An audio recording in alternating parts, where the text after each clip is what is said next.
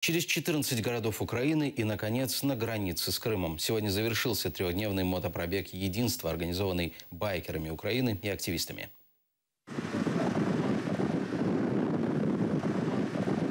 Вместо ожидаемых 250 мотоциклов до Чингара доехало меньше 50. Но основную цель акции выполнили. Флаги привезли.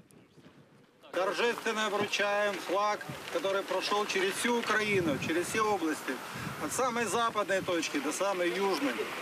Вручаем флаг, который прошел через весь мотопробег.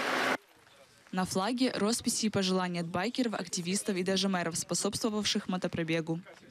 Благодаря письмам из крымско-татарского меджлиса на административном уровне не возникло проблем, но байкеры признаются, путь был нелегким.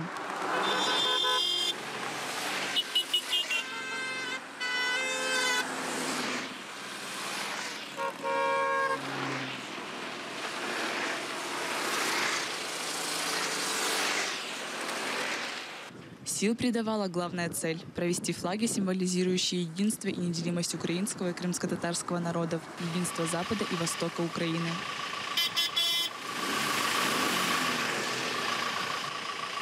Лидия Полянская, Заман, АТР.